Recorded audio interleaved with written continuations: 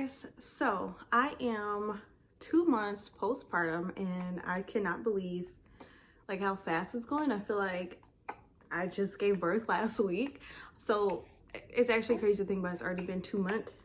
But today I wanted to share my story of my very first time excuse me, my very first time giving birth.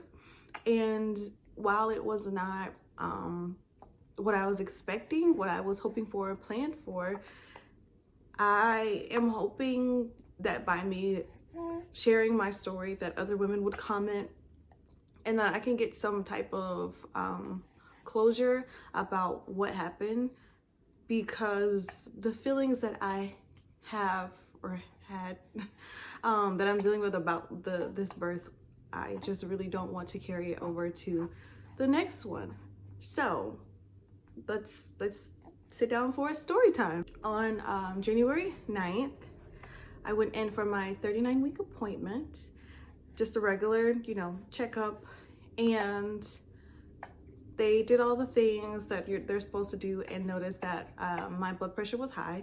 And in addition to this, I also was sharing with them that I think my water may have broke, because I've never had my water broke before, so I didn't know what that looked like. So I had some leakage that went through my clothes, and it was on the seat.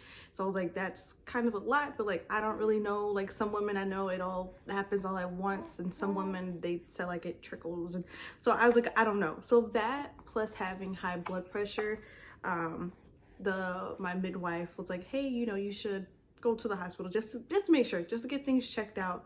So we went to the hospital, where they did the procedures because they wanted to test for preeclampsia because of the high blood pressure. And honestly, I thought, I was like, I'm just gonna go home. This is nothing, because me having high blood pressure was not really normal for me. So I just thought, I don't know, it's just some random thing. While we're waiting for the test results, they're talking about, about preeclampsia, what would happen, and they were talking about induction. I was like, absolutely not. From the beginning of this pregnancy, doing research with birth, I did not want to get induced at all. My plan was actually to have a water birth. That was my goal. My plan was to have a water birth. And when you have a water birth, you cannot get induced, you can't have epidural or anything like that, right? It's all natural, you're in the water. And so that was my plan. That's what I really wanted to do. And I was like, absolutely not, I'm not getting induced. And then the results came back and they're like, you're getting induced. You have preeclampsia.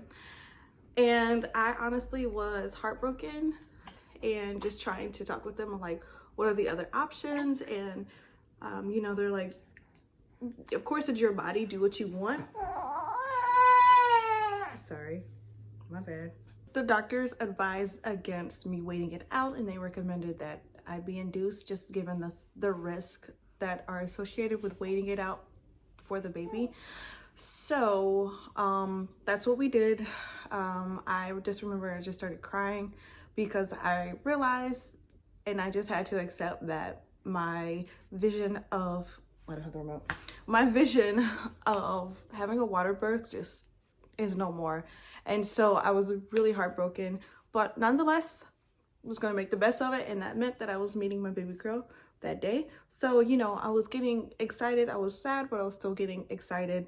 So get to the hospital, start the process of induction. I am laboring throughout the night, and the next day, her birthday, the contractions just got more intense. And at some point, I've entered active labor. They check to see how dilated I was, and I was at 8, I think. So I was like, yeah, give me the epidural right now, because at that point, the contractions were just so intense. And yeah, so get to getting the epidural, and they have this test run that they do before giving me the actual epidural. I don't really know how the process works, but whatever it was, I had some type of reaction to it. And that was probably the most scariest situation I've ever been in. I just remember like my whole body was just like shaking and I couldn't breathe, and like the room was just like, I was just fading, felt like I was throwing up. Some like liquid was like rushing out of me, and did I mention that my body was shaking? I can't remember, but it was terrifying, and everyone's like looking around because they're like, what is happening? Like, this has never happened before. I obviously don't know what is happening. Wasn't expecting that, and it was very scary. I just remember people were just like, you breathe, you need to breathe, you need to breathe, because I wasn't breathing. And I'm like looking around the room and people, you know, trying to figure out what is happening. All of this, I'm still in active labor, so I'm still having these intense contractions. And I just remember my husband just like grabbing my face and he was like, you need to breathe, you need to breathe. Because like right before he like grabbed my face, I just felt like I was just fading away. And I just remember thinking like, I'm about to die. Like, this is it. I can't believe this is how I'm going to go, and I'm not even gonna meet my baby. So, and that was so scary to have those thoughts. But he is looking at me and he's like, don't look at anybody else. So they finally get things under control. And by this point, my body is exhausted because it just went through something so intense. And they are having me like flip around. They're like, no, lay this way, lay this way, lay this way, because they are trying to locate my baby's heartbeat, and they're just trying to figure out where it is. And so having that thought right after what I just experienced, and then hearing that they're trying to locate it, I like, my mind, like I don't know, like I felt everything and like nothing at the same time. Like, I cannot believe this is happening. And I just remember crying, like, asked my husband, like, it's not supposed to be like this, it wasn't supposed to be like this, like, why is this happening? And so they were finally able to locate it, and then they realized like her heartbeat is really elevated, so they're like, give it some time, let's see if it calms down. And then they checked back again, and it kept increasing. And so things are like intense. Like, I'm just like, what is happening? Like, I don't really know what's going from here. And that is when someone else, it's just like new people just kept coming in the room. Someone else comes in and they're like, we would recommend having a C-section.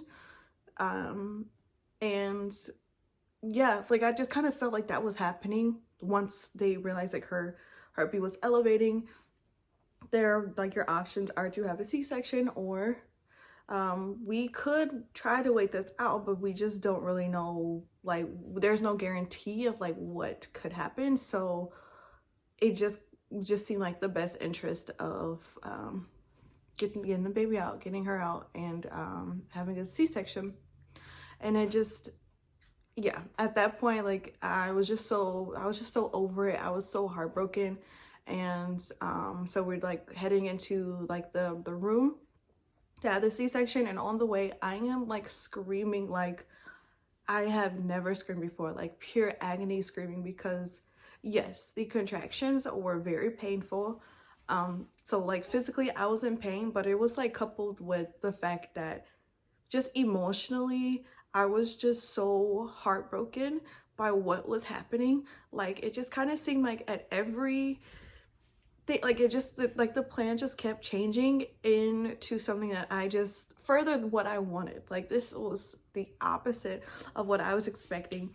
And I was just screaming as I don't remember, like it was just so loud. I just remember screaming, giving it everything I had, because not only because the contractions, but I was just heartbroken and I just needed to scream to let it out. and everyone's like, breathe, breathe. And I'm like, absolutely not. I need to scream.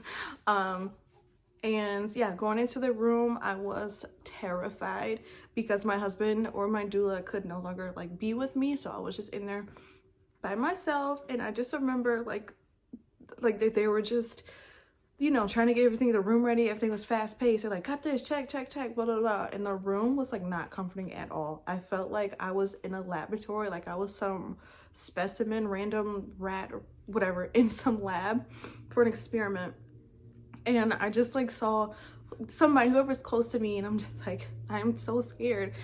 And I just couldn't stop crying because I was terrified, because they still had to put, you know, give me some like medication. And at that point I was like, I don't want nothing else in me because of what just happened. I don't know what kind of reaction I'm gonna have to anything else. So my husband was finally able to come into the room where I was, and so that gave me a little bit of comfort. I was just like so ready for this to be over. I was ready for baby to be out, and I just wanted this experience, I just wanted it to end, because it was just so much, and I was exhausted. I was tired, like physically, mentally, emotionally, everything. And so she comes out, and I hear her crying, and it is just like, I couldn't believe, like, wow, she's actually here. And they put her up to my cheek, and I was so sad because I couldn't hold her.